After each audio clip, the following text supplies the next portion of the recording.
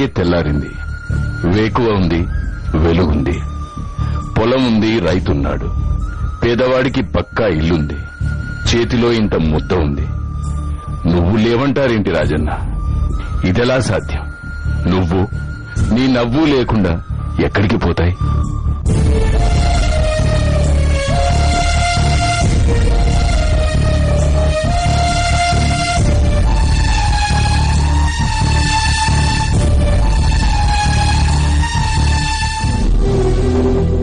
ఊళ్ళు గుళ్ళుమంటున్నాయి. ప్రజల కళ్లల్లో కన్నీళ్లు పెల్లుబికుతున్నాయి. నువ్వన్నా చెప్పు రాజన్న, నువ్వు లేకుండా ఎక్కడికి పోతావు? పేదోడి గుండెకు పడిన చిల్లును ఉచితంగా పూడ్చిన వాడివి. ఆ గుండెల నిండా నిండిన వాడివి. ఎక్కడికి వెళ్లిపోగలవు రాజన్న? పొలం పచ్చగా ఉండగా, ప్రాజెక్టులో నీరు పరవళ్లు తొక్కుతుండగా, వృద్ధులకు వికలాంగులకు పింఛన్లు అందుతుండగా ఎక్కడికి పోతావు రాజన్న? నువ్వు వెళ్లిపోయావంటారేంటి రాజన్న?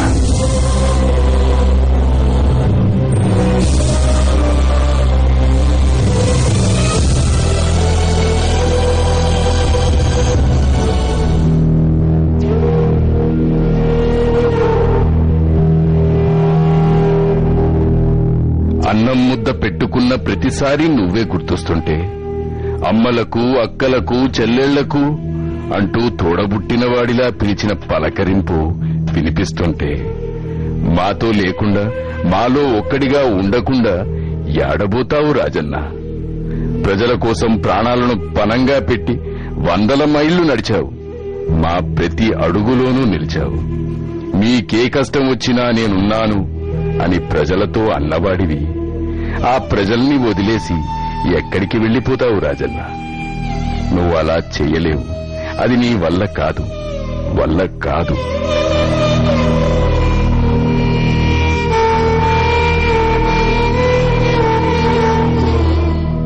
మనిషిగా పుట్టి దేవుడైన వాడివి. నిన్ను దేవుణ్ణి చేసిన మనుషుల్ని వదిలిపెట్టి ఎలా వెళ్లిపోతావు రాజన్న? నువ్వు రాజువి రాజన్న, మనసున్న మారాజువి.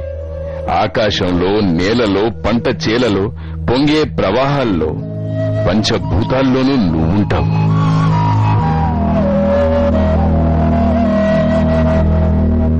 ప్రతి హృదయంలోనూ నీ నవ్వుంటుంది.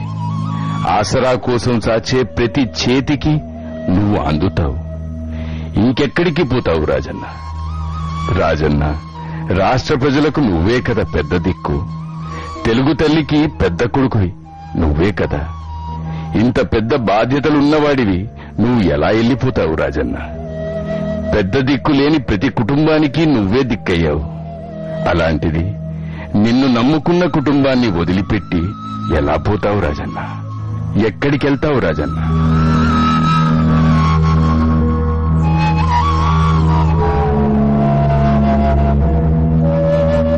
ఇక నుంచి భూమి మీద పడే ప్రతి చినుకులో నువ్వుంటావు.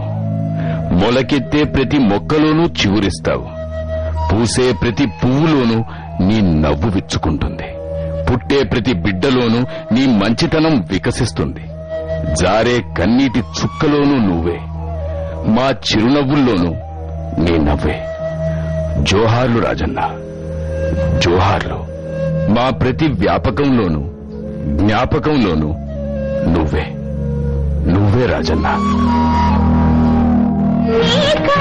పొంగే